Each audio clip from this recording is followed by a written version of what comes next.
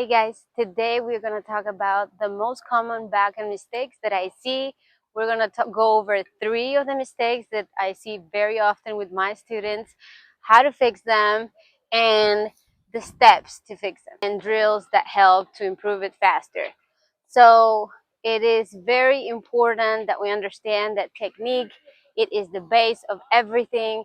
If we just try to hit the backhand harder, it's not going to go harder because we are forcing it or we are trying to go harder. Okay, it comes from the technique. We want to have an effortless shot. That's why you see the pros, they're not making that much effort and you see the balls going so fast, and that is how it's repeatable. Good technique is repeatable. The ball's going fast without you doing that much effort. It's not repeatable to just be really forcing the shot every time and for that ball to be going in with consistent power. That's just not repeatable if the technique is not good, if you're not getting the basics down. So make sure you tune in till the end of the video so that we can discuss how to fix these mistakes. All right, so the first mistake that I see, and this one is actually common in a lot of different levels, not only on the beginner level, but I see this a lot on intermediate and even sometimes in advanced players. So basically, they do what they call the pocket backhand, right? So they turn here and they bring the racket from here straight to the pocket. You see how I'm having no elbow space here, no room to hit the ball, and there's no momentum, right? So what I see is that they're here, and from this position, the racket starts to go straight into the pocket, right? So there's no real momentum. It's really tough to generate power with that swing. And not only that, it's really difficult to hit the different heights of the ball when we have the racket in the pocket. Because imagine what happens when I get a high shot, a ball that's here. How am I going to go from the pocket to here? You can see how uncomfortable that is. And realistically, when I get a short ball, I want to strike it around here. So going from this position to that position is super unnatural. So on the more advanced level, when I see that, they really struggle to put the ball away, generate power, and then they start doing all of these strange things like trying to go to the side to kind of try to generate, and it just doesn't look very natural. You have to force it because from here it's really tough to extend the arms from this position. Unfortunately, I see a lot of people being taught to just put the racket. Sometimes they say like, draw the sword from here and bring it out. And this is not a good starting position at all. We don't want to have it here. I can't stress enough the importance of like good coaching and for you to have the basics right, because then you will get stuck. Okay, you need to have the basics, you need to have the technique down. I mean, even Roger Federer had a coach. Even in his best moments, he always did. There's always fine-tuning. There's always, sometimes things are good and then they go wrong. Sometimes things are not good and we need to fix them. And it's just not, it doesn't happen, by just, sometimes just watching a video is not enough. You do need to have the right guidance, the right coaching. So it's important that you learn the right way. If you can do it from the beginning when you start to play, when you're a kid, great. If not, then you can do that as you're learning and as you get better.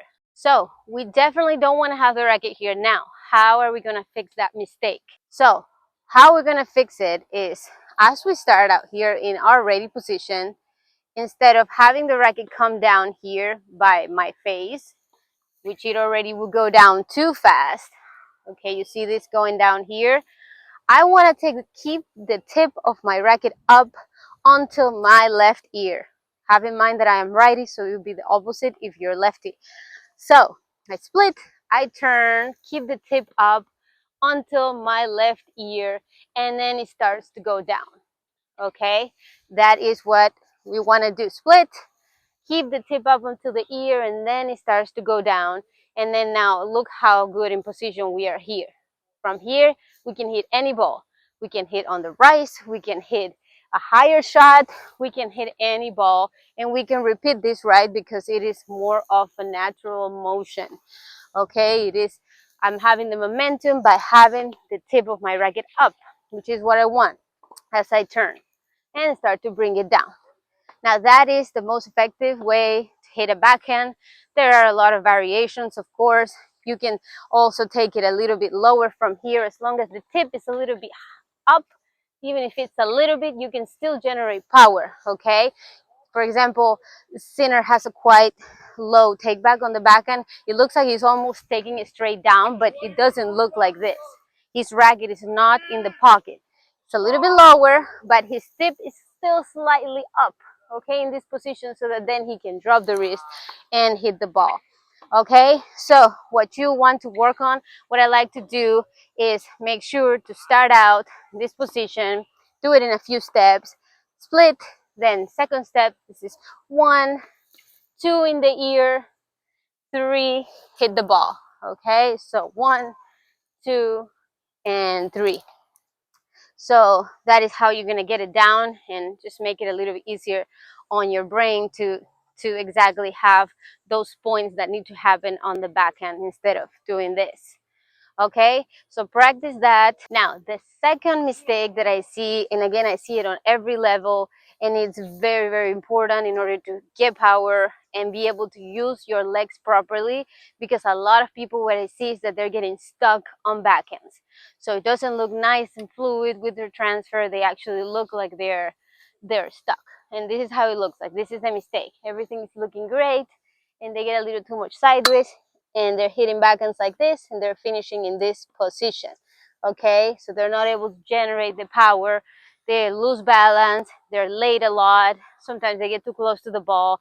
That causes so many problems, and it starts out because sorry, because they get a little too sideways. When the ball comes, instead of getting parallel to the shot, they get a little bit too sideways, like this for every ball, right? And then they get a little stuck in this position and not able to transfer. Okay, we don't want to do that, and sometimes people don't realize they do this. Okay, that's why I stress the importance of just having somebody watching you and coaching you, because sometimes you don't see that. Sometimes I tell my players, oh, you're doing it again, and she's like, no, I'm not. And I take a video and they're like, oh no. So it's very important. So if you step over too much this way, you're going to be stuck, and it's going to be difficult. Even if you try to transfer from this position, it takes a lot longer. And just look how, like, where my contact has to be here. It's really unnatural to get that contact there. It's not the same. It's not natural. So we don't want to set up our feet that way. We want to make sure that we're parallel to the net. Okay, the net is over there right now, but showing you here, we're going to be parallel so we're not getting stuck. And especially for any type of shot, the ball's coming to the body and we're like this. Oh, guess what? Look what happens. Okay, we don't want to do that, and that happens so often. We want to optimize our legs and our footwork. Okay, so now how we're going to fix that is, first of all, of course, just make sure you're parallel. Okay, that way also your racket is not going like this. You're parallel, so now look, my racket automatically is not so far over here. I'm looking at the court. I'm able to meet the ball earlier, and what I want you to focus on is on your belly button. Okay, I want you to focus on your belly button finishing towards the net. Okay, so you're parallel, and I want to see that your belly button, when you're done, finishes facing the net.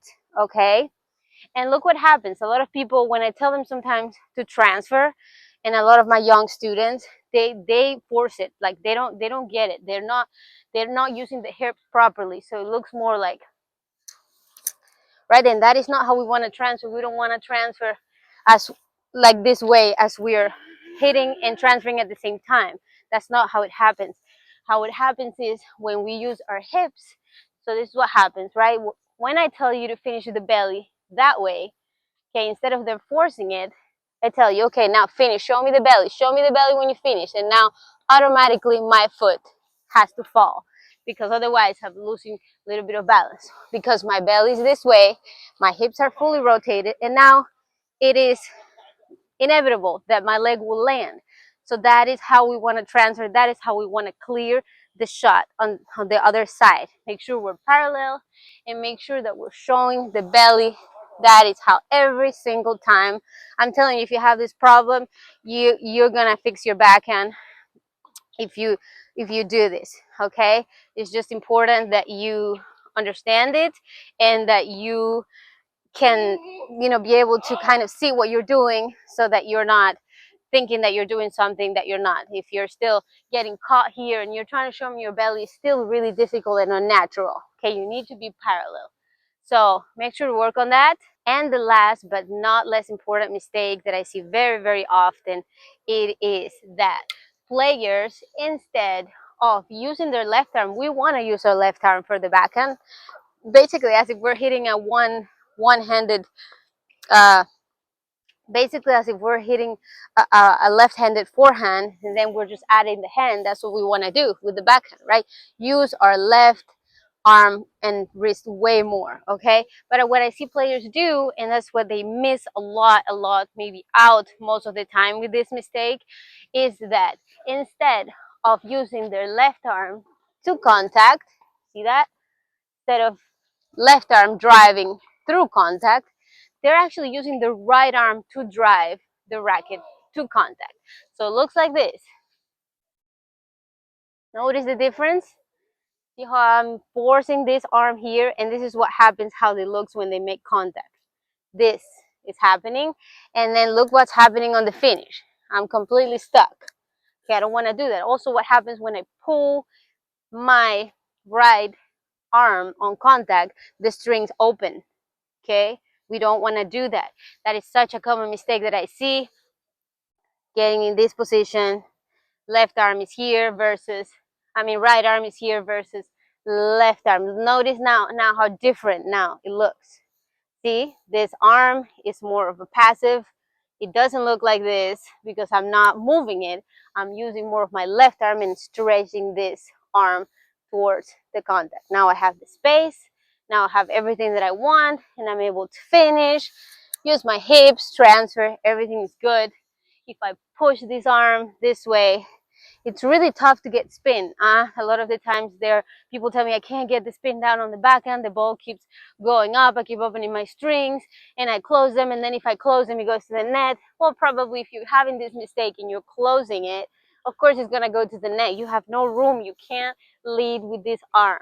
Okay, you need to make sure that the left one is going first. Look what's happening now with my strings here. They're in great position on contact. And then if I have this, look what happens to the strings. If I push this way, look what happens, versus when I push my left arm. Okay, I'm able to then cover the ball. I'm able to brush, which is exactly what I want. So that is one of the other common mistakes. And again, it's pretty self-explanatory how you want to fix them. And an exercise that I like to do is just to start out down here, okay, not in the pocket, but out here in this position, and feel like you're just stretching to the ball, like almost touching it, right? Stretching to the ball with the left one. The left one goes, okay? This one, just touch it. The ball's not going over the net right now because I'm just touching it. And then as you accelerate more, then it starts to go over. That's what you want to feel. You're going to have to do a lot of repetitions if you have this problem, because it tends to be a bad habit that stays in there for some time. And you're going to have to do a lot of reps and maybe not play a match for a little while to fix it, okay? And again, it's important that you get your stroke looked at, that you have the right coaching, because it's just key. Again, behind every great player, there's always good coaching. So make sure you get that. We do offer online coaching and mentoring. I know a lot of you are far and can't join us for lessons, so we do offer that through our coaching app. There we're able to analyze your stroke, to give you drills to fix the problem, and just mentor you consistently. So it's like an on-the-go coach. Plus, we have exclusive content there of us giving lessons, so you can see exactly the steps that you need to go through. And last but not least, you can ask any questions that you have, because it is important that you get sometimes we don't really understand what we're doing, so it's important that you get your questions answered. All right, guys, thanks for watching this video. If you found this information useful, make sure to subscribe and like it for more videos like this.